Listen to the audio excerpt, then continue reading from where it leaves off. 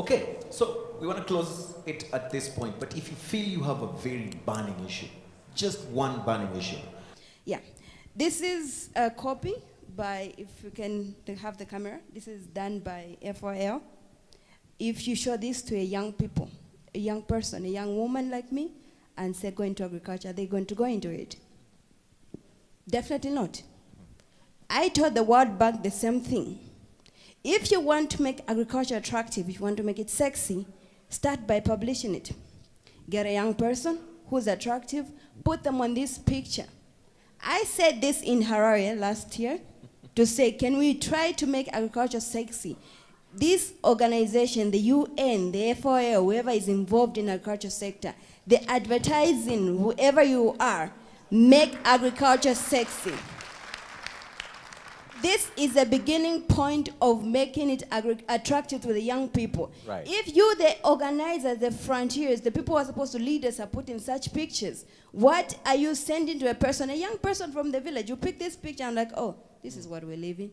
But if they see a young person here, very attractive like me, and you put me here, even the young men in the village, they'll be like, wow, I want to be like her. I mean, where am I going to find this woman?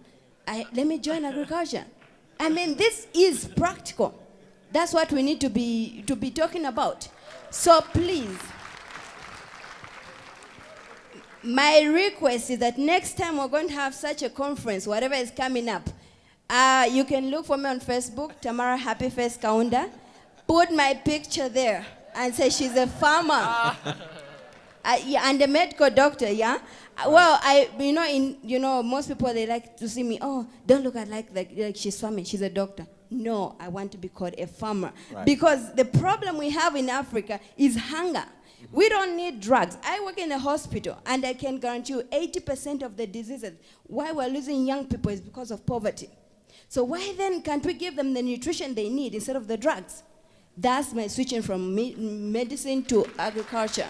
So that's what we should be looking at. Another thing, she's from Singapore, I'm from Zambia. The borrowing rate in Zambia is about 35% to 40%. You can say, yes, I don't have, I don't want to go to the bank or whatever. No, I've tried going there. But why should I to make such a suicidal decision to go and borrow at a 40% rate? It's impossible.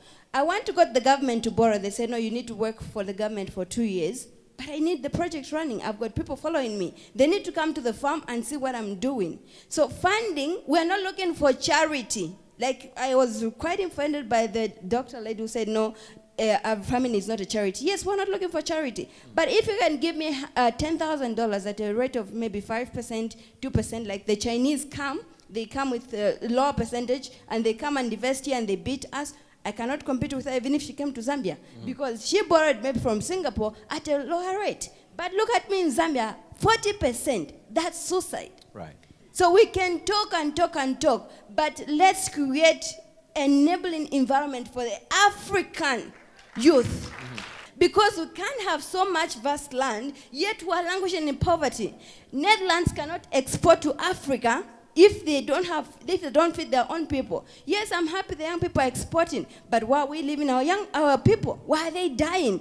African graves are the richest because we've lost so many young people to poverty and hunger. So we need to really critically look at agriculture as the oxygen for economical in Africa.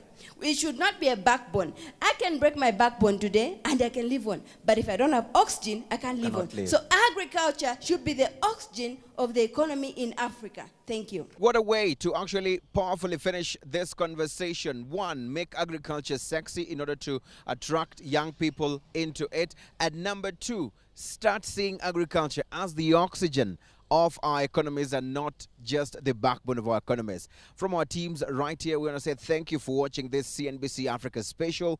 I'm Eugene Anangwe.